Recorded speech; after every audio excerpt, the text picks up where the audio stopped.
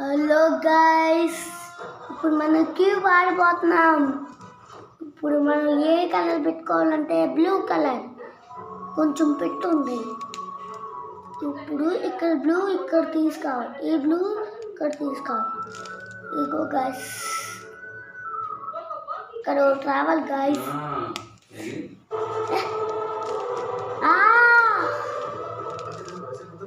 ఇక్కడ బాగుంది.